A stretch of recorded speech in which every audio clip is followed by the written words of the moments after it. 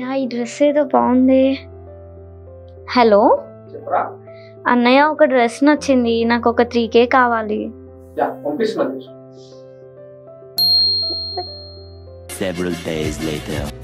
Hello అన్నయ్య, నేను పార్టీకి వచ్చాను, నాకు ఒక 5K కావాలి.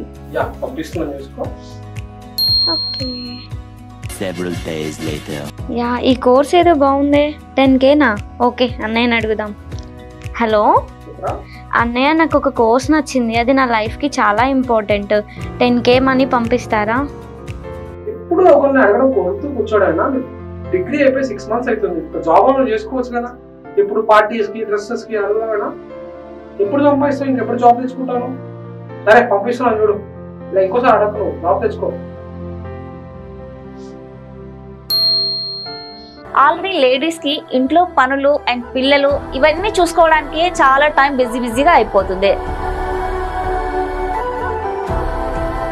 ఇంకా వేరే వర్క్ చేయడానికి అసలు టైం ఎక్కడ ఉంటుంది? ఉమెన్స్ కి ఖర్చులు మగవాళ్ళతో కంపేర్ చేస్తే చాలా ఎక్కువ మెయింటెనెన్స్.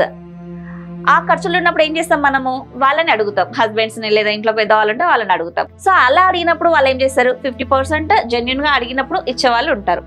అయితే ఇంకా 50% ఉంటారు, వాళ్ళు ఎవరో తెలుసా? దేవుళ్ళు అని చెప్పాలన్నమాట.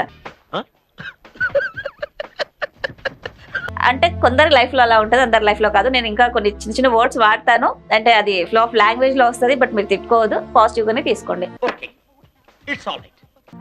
వాళ్ళు ఎవరంటే దేవుళ్ళు. అంటే మనం అడిగిందే ఆలస్యం, ఇంకా వాళ్ళు చదివేస్తారు మహాభారతం. అప్పుడు మనకి ఏమనిపిస్తుంది తెలుసా? ఆ మాటలు విన్నాక, చీ దీనమ్మ జీవితం, ఇందుకోసమే నేను పుట్టింది, అవసరమా నాకు ఈ లైఫ్ అన్నంత బాధ అనేది వస్తుంది.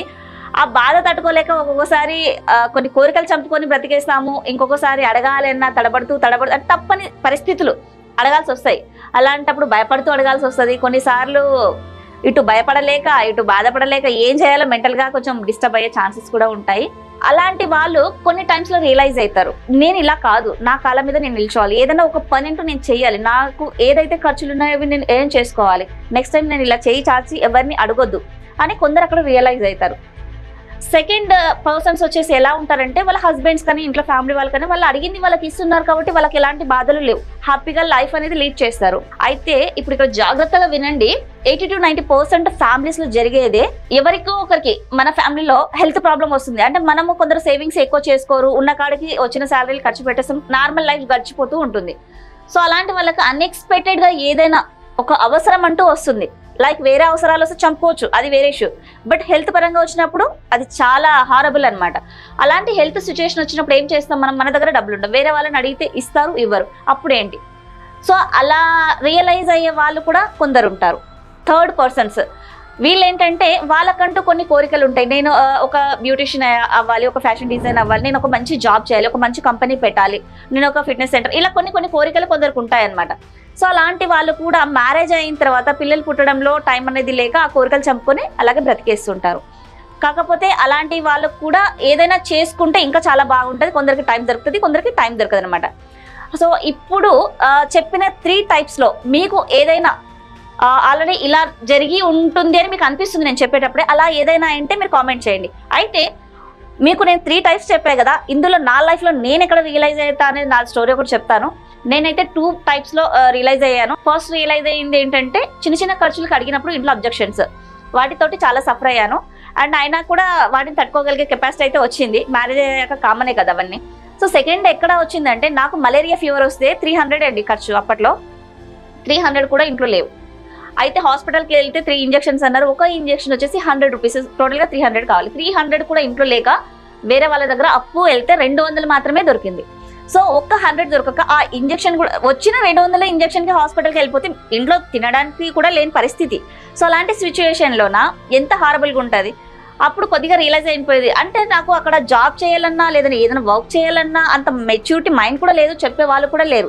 సో అలా బాధలు పడుతూనే అలా చేశాను. దాని తర్వాత పిల్లలు పుట్టాక వాళ్ళకి పాలు తాగాలంటే లేదు, పండ్లు తినిపించాలంటే లేదు, ఫుడ్ పెట్టడానికి కూడా వాళ్ళకి ఇష్టమైంది పెట్టడానికి లేదు. అప్పుడు కలిగింది చూడండి నాకు బాధ, అది చెప్పలేను. ఇలాంటి లైఫ్ ఎవరైనా వాళ్ళు లీడ్ చేసి ఉంటేనే ఆ బాధ అనేది వాళ్ళకి అర్థమవుతుంది.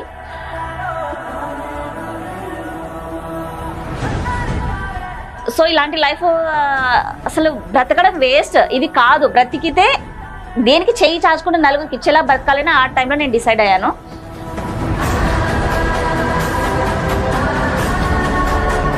దాని తర్వాత స్టెప్ బై స్టెప్ నాకు ఏదైతే నాలెడ్జ్ ఉందో, ఫస్ట్ ఇంట్రెస్ట్లు ఉన్నాయో వాటిని కొంచెం వెలికి తీసి దాని మీద ఫోకస్ చేయడం నేను స్టార్ట్ చేశాను. స్టెప్ బై స్టెప్ ఒకదాని తర్వాత ఒకటి బిజినెస్ అనేది నేను ఓన్గా 24 అవర్స్లో 22 అవర్స్ వర్క్ చేశాను, డే అండ్ నైట్.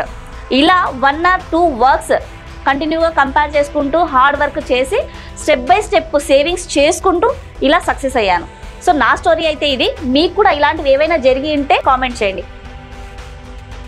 అయితే ఇంకా కొందరికి కొన్ని చెప్పాను కదా, అలాంటి ఏదైనా కోరికలు ఉంటే వాళ్ళు చేయలేక డ్రాప్ అయింటే, ఒకప్పుడు చాలా ఓల్డ్ టెక్నాలజీ ఏది మనకు అందుబాటులో ఉండేది కదా. ఇప్పుడు ఏంటంటే చాలా లేటెస్ట్ టెక్నాలజీ వచ్చింది కాబట్టి ప్రతిదీ ఆన్లైన్ కోర్సెస్ ఉన్నాయి. మీరు ఏదైనా చేయాలి అనుకుని చేయలేకపోయి ఉంటే మీరు ఒకవేళ చాట్ బాక్స్లో కామెంట్ చేసినట్లయితే వాటికి నా వల్ల, అంటే నాకు చాలా కోర్సెస్ ఆన్లైన్లో చేసే మెంటర్స్ ఉన్నారనమాట. సో వాళ్ళ త్రూ నుంచి మీకు ఏదైనా హెల్ప్ అయినా కూడా నేను నా వల్ల అయినా హెల్ప్ హార్ట్ఫుల్గా చేస్తాను అండి. సో ఈ వీడియో మీకు నచ్చినట్లయితే, ఇంకా నలుగురికి ఉపయోగపడుతుంది అని అనిపిస్తే తప్పకుండా షేర్ చేయండి. అండ్ ఇంకొకటి ఏంటంటే, మన ప్రాబ్లం కన్నా కూడా కొందరికి పక్క వాళ్ళ ప్రాబ్లం బాగా అర్థమవుతుంది. సో అలా ఎవరైనా ప్రాబ్లంలో ఉన్నారని అనిపిస్తే కూడా ఈ వీడియో షేర్ చేయండి, వాళ్ళకి కూడా ఉపయోగపడుతుంది. చూశారు కదండి, నేను మీ Mahalakshmi. Stay tuned, signing of.